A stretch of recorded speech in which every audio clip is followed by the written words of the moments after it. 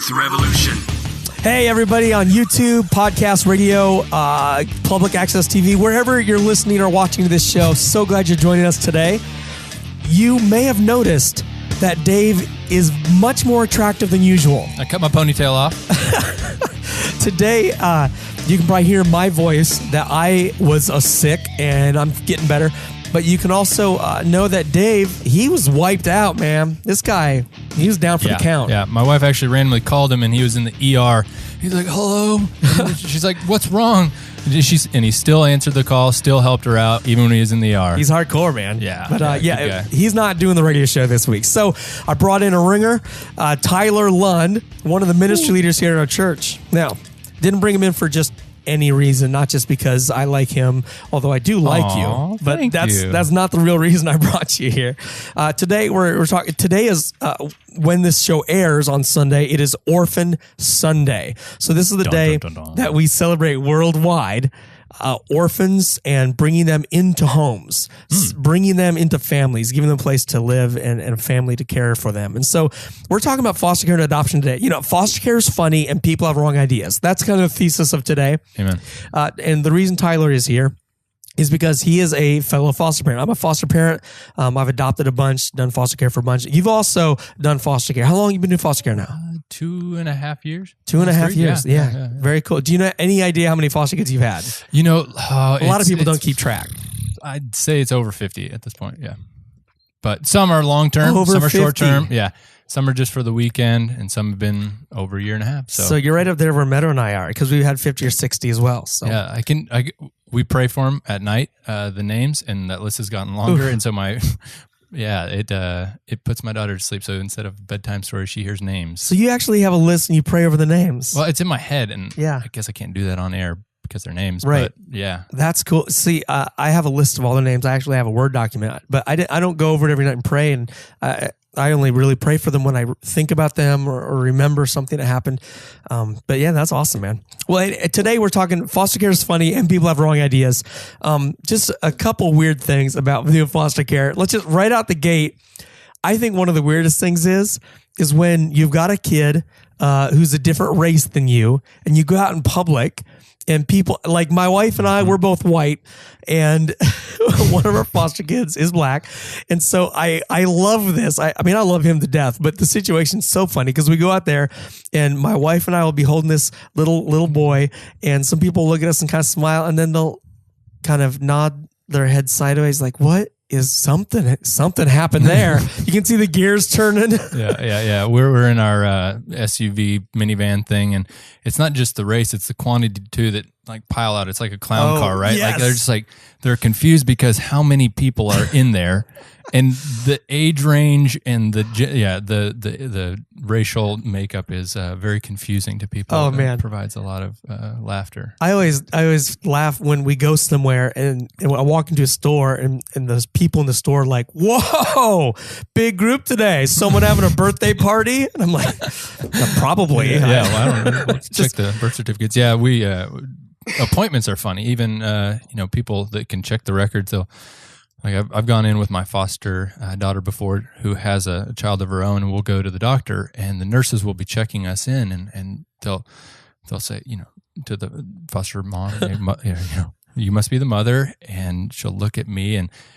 There's a big age difference between me and my foster daughter, and we got this little baby there, and they're just trying to put it together. Like she's of different ethnicity and very different age, and it just doesn't fit together. And they're looking at the baby and looking at her, and then they're looking at you, and they're going, "Is this the equation?" And I guess no, foster father, not husband to the 15-year-old. Oh man, you get all sorts of crazy reactions. Actually, I think a lot of times when people make it exceptionally awkward. And I don't get offended. I just don't get offended about stuff. But when people ask for the backstory in public, I don't know if this ever happened to you, but like people come up like, wow, are these all your kids? And I'm like, yeah, they're all my kids. Like, well, are you Catholic? And then people ask us that. And like, no, we're not Catholics. Actually, we do foster care. And they're like, oh, well, so who's a foster kid? And sometimes it gets really awkward, like they want to know the backstory behind everything. Yeah.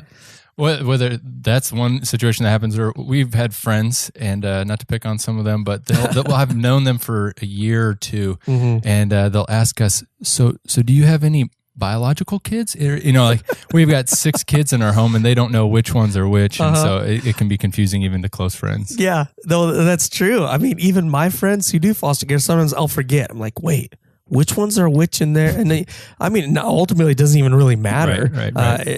They're all my kids. When they're in my house, they're in my house. They're my kids. We call ourselves Team Peepo, just to make sure that someone doesn't feel like, well, I don't have your last name. I'm not in your family. We're like, well, this is our team, right? My last name's Peepo. You're on the team as long as you're living with us. That's a good point. That's a real good point. But we do want to go over today 10 things, if we get through them all, that right or wrong ideas about foster care. I mean, not only is it funny, but people think about this the wrong way. Mm-hmm. And number one thing a lot of people misunderstand is that these kids in foster care are there because they're juvenile delinquents.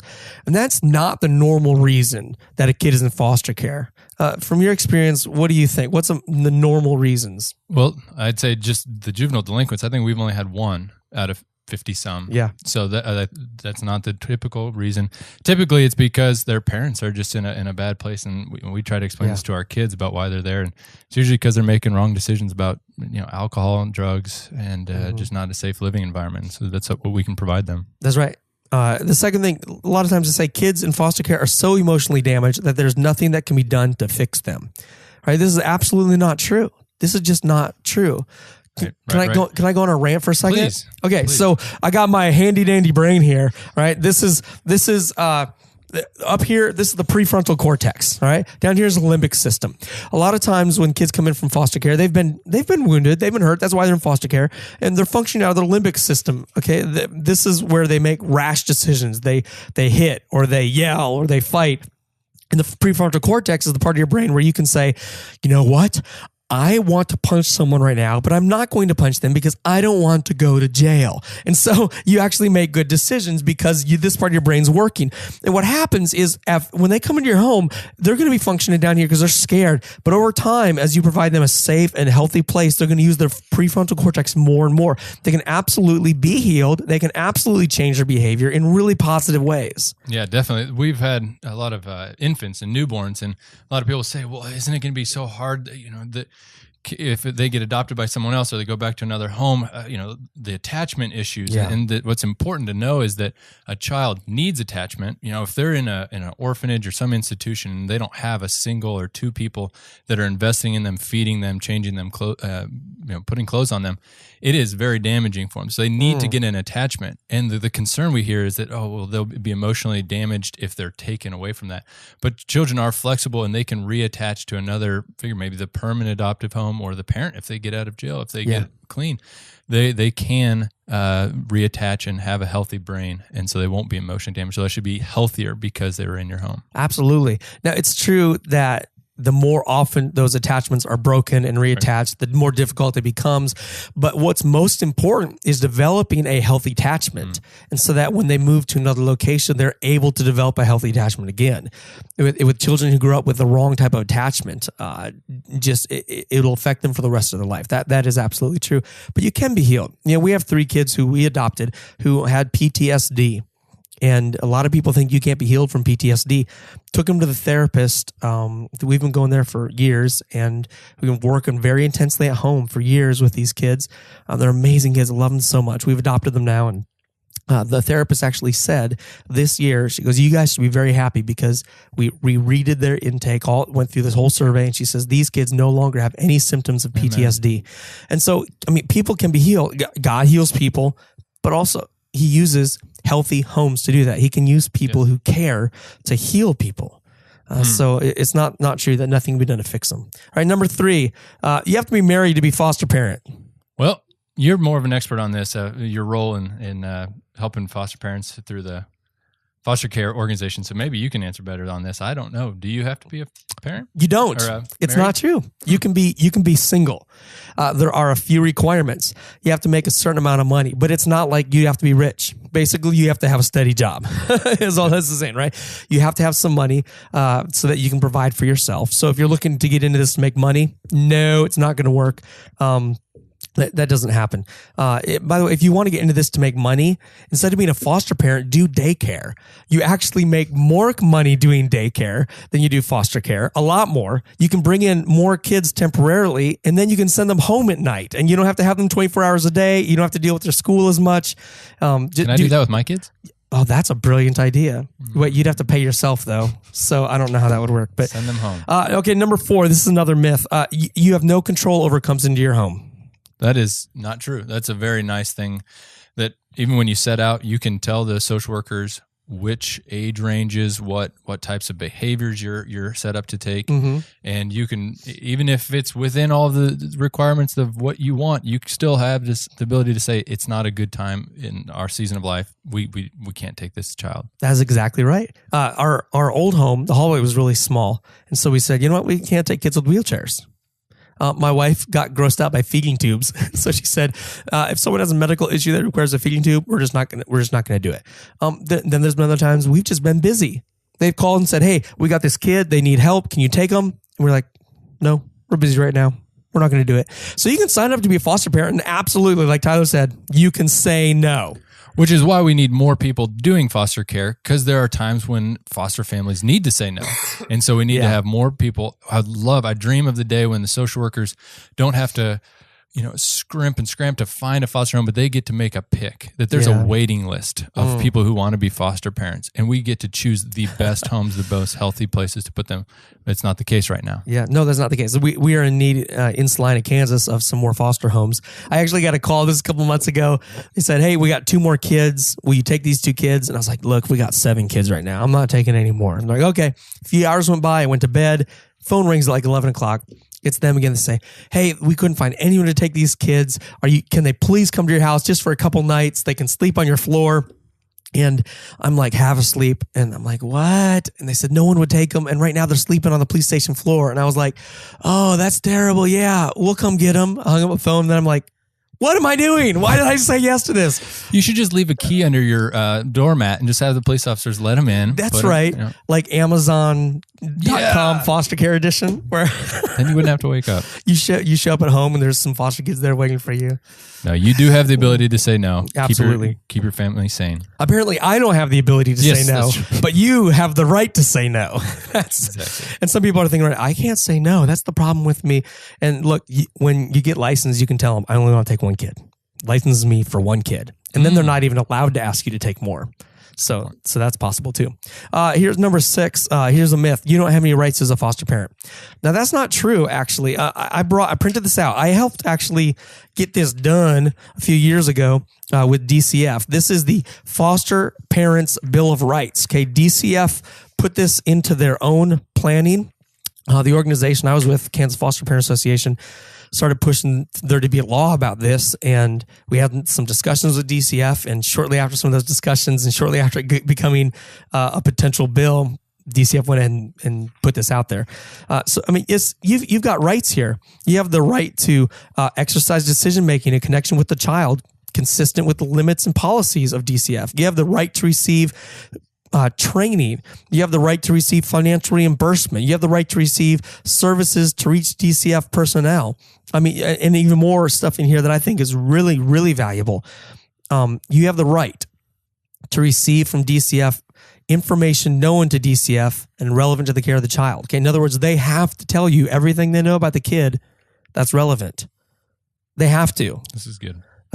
So you can't just get some kid in your home and they've hidden all this information from you and they didn't tell you that. I mean, sometimes you get a kid where they don't know stuff. Mm-hmm. It's good. This is great that Jeff and the community have worked on this. And one of the things I'd recommend is as you pursue foster care is to get into a community of other people who are doing this that can serve you and give you tips like this to pursue that and ask that of the social workers. Absolutely. Hey, we're about halfway done with the show.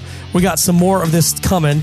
So if you want more information about being a foster parent, or maybe if you want to decide really you don't really want to be one, we're going to have more reasons why on the other side here. In the meantime, you should come out to Revolution Church. We have services 8:30, 10 o'clock, 11:30 on Sundays. But as always, you got to check our website because we change our service times periodically just to mess with people. So this is a normal thing, right? Right. Time change too. Tyler runs the Hebrews Coffee Bar. come on in, get a free drink at Coffee Bar. You may want to ask somebody else to make it, but I'll take the money. So. You know, they were joking about that free. the other day. Someone was like, we love Tyler. He can't make coffee, but we love him. I drank it really well, though. Hey, we'll be right back. Revo.church is our website, revo.church, or truthrevolution.tv. We'll be right back. Truth Revolution. We are back from our epic break. We took a nap, ate some food. We're waking up now. We're ready to join you again. Finishing talking about foster care today. We've learned that you have rights as a foster parent. We've learned that you have control over who comes into your home. We learned you don't have to be married. You can be single. That kids aren't too emotionally damaged. They can be helped and fixed. And kids aren't always juvenile delinquents. I actually accidentally skipped one, but this is a huge one for a lot of people. Number 5 was foster parents get too attached to kids. This is a reason people tell me all the time, I'm not going to do foster care because I'll get too attached. I don't think that's a good reason not to do foster care. I don't think it is either. I mean, it's something that I was concerned about, especially when we were placed with the most beautiful boy in the world. I have 3 daughters, love them to death, but when they gave us a 2-day-old little boy who has a name similar to mine, I was like, oh, this is great. And did I get attached? I mean, yeah, my wife, I got to feed him every night. I was the one who fed him. So I got attached. He got attached. Amazing experience. A year and a half into this, the social workers asked us, would you like to adopt this boy? Things aren't working out. We're like, oh my, yeah, we'd love to be a resource. And about a week after that, they came and said, hey, you know what? The father got out of jail and we need to give him a chance to get his son back. And he started doing the things to get his son back. And was there a little bit of pain and concern and worry on our part? Yeah, there was, and we were attached. But, as time went on and when we invested in the dad and we saw growth, that day when we handed his son back, it was, there was actually, it's kind of poetic. They took a photo of us and the father and the son were in the front of the picture. And our family was back in the background, and the way the camera focused, he was in focus with his dad and we were in the back and we were all blurred out. You couldn't even see us. And I think because God gave us grace that we knew the focus was not on us. If the focus was on us, if we were at the front of the picture, it would, we'd be crying, we'd be hurting, but the focus was on the child, the father, and the growth and the healing that happened there. And so I didn't lose a son that day. I gained a brother in Christ. Man, that is so good. That is just God works. That is poetic. That is beautiful. I remember when we lost 3 kids that we were told we were going to be able to adopt. We lost them. The biological parent made a false accusation against me. They took the kids away. It was heartbreaking. It was heart-wrenching. And we sent a letter a few months later to friends of ours who've been praying for us in that situation, because we were going to continue to do foster care. And a lot of people assumed that we were going to stop, that we were going to be done with foster care. And so we just sent out this letter. In there, we thanked them for praying for us, for caring for us. And we told them, in this letter, I said, we made a decision over 3 years ago to become foster parents. This wasn't for personal gain or because we knew about the 3 wonderful children whom we would grow to love more than life itself. We chose to become foster parents because caring for orphans is good. It is pleasing to God and produces eternal results. The reason still remains. There are still children who need love. Therefore, we wanted to let you know that we will plan on continuing foster care. We know that you care about us and will care for any children who come into our home. So we feel that you should know about our decision. It's true that we were attacked when doing good. Something terrible occurred, and even something worse could have happened. It could have happened. But should that stop us from doing good? It shouldn't surprise us that evil would try to stop good. In fact, quote, everyone who wants to live a godly life in Christ Jesus will be persecuted, 2 Timothy 3. The answer to suffering when bad things happen is not to lie down and wish it would go away. The answer to suffering is to deal with it in a healthy way and persevere in good works. Quote, do not be overcome by evil, but overcome evil with good, Romans 12. So please not misunderstand. We love the 3 children who are with us. I imagine we will pray for them and think of them until God takes us from this life. If there's opportunity through the foster system or otherwise, we would welcome them back, but we will continue to do foster care because of the inherent goodness of caring for children in need and their families. And just that's the mentality we approached it with. And though it was heartbreaking, we've said it's still worth it. Even though it's heartbreaking, it's still worth it. And by the way, happy ending. A couple years later, the biological family brought those 3 kids to us and said, we're unable to give them the care they need. Will you take them? And we've adopted them now. They're part of the family. Just beautiful stuff. But hey, we're going to pause there and do a Bible contradiction. Bible contradiction. All right. Bible contradiction today comes from Psalm 58. This says that revenge is celebrated.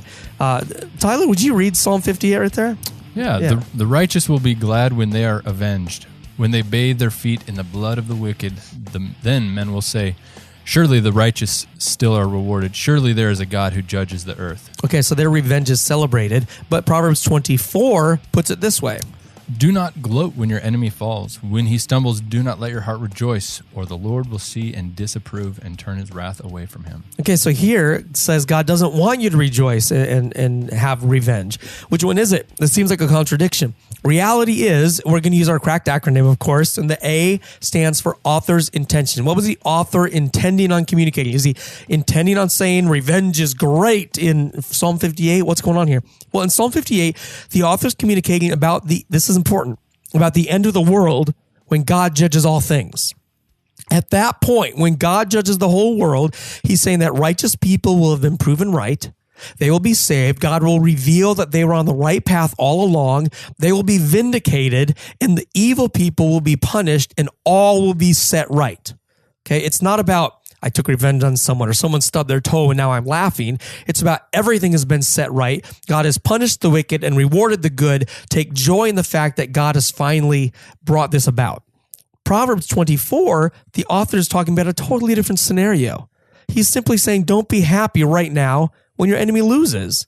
Because then God's going to have compassion on them. And this isn't about like letting God be, this isn't about you becoming their judge. This is about letting God be the judge instead of you being a judge and taking joy when they suffer.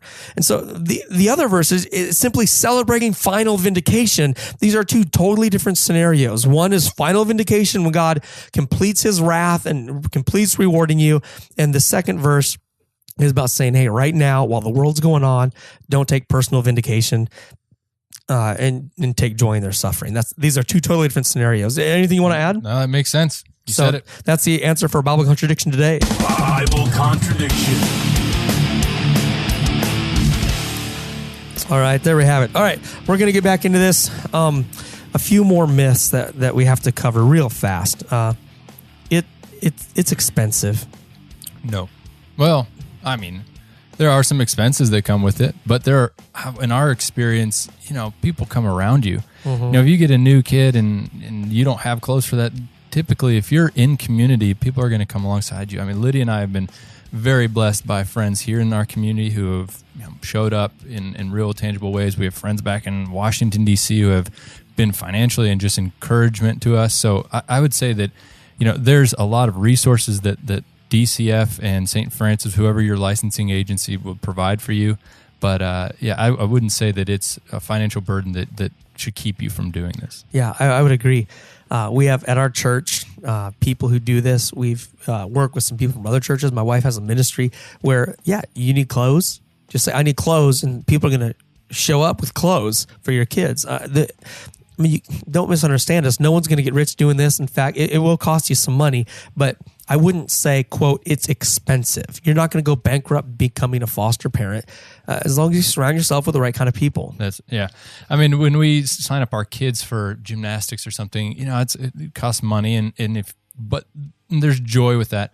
But there's so much more joy when I am able to sign up one of our foster children for a class that they otherwise wouldn't be in. I mean, when you see somebody who would otherwise be sitting at home and maybe not engaged in the community, but actually playing or wearing new clothes or something that fits them, it's just it gives you more joy than you can imagine. And you'd be surprised. I mean, I actually had a guy say, "Hey, your foster kid, I'll teach him Taekwondo for free." Wow. Like just things like that just happen. God just provides. Number 9, after adoption, the biological family can get the kid back. Okay, this is not true. If you adopt a kid from the foster care system and the parents' rights that means the parents' rights have been severed. Once the parents' rights are severed, I know of no circumstance in Kansas where it has ever been reversed. Now, it might be reversed on an appeal, but you can't really adopt the kid until the appeals are over. And so once you adopt, this is final. That's it. No one can get the kid, quote, back. And then number 10, the system is broken. This is kind of a pet peeve of mine. People all the time complain about the foster care system. The system is broken. The system is messy. Well, you know what? It starts because you're dealing with messy and broken people. Right. If you expect anything other than a messy, somewhat broken system, you're living in a fantasy world.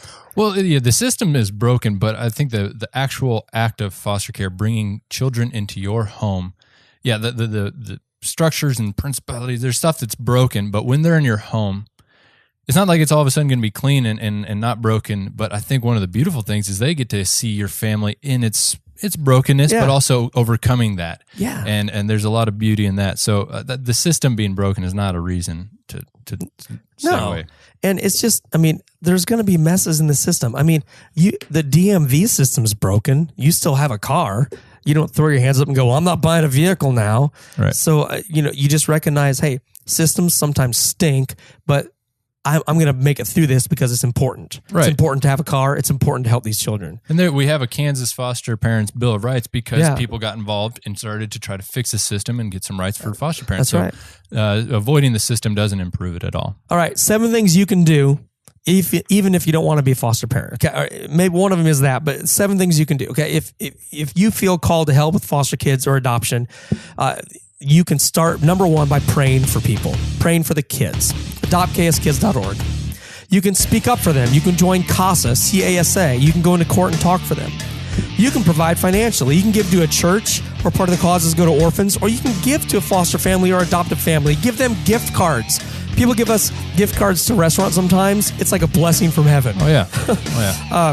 Number 4, you can support those who help orphans. So if you know a foster family, go mow their lawn. Offer to babysit for free. Organize some meals for them, whatever it is. Become a foster parent. Adopt a kid, that's 1. Number 6 is mentor them. Form a relationship with a foster or adopted child. They need people who love Jesus in their life. And the 7th thing is support and care for birth parents who are placing their child with an adoptive family or maybe lost or gets to foster care. Those people need help and love too. They're actual human beings, and we should love them. All right, thanks for joining me today. Thank you. Have a great week. Truth Revolution and Revolution Church.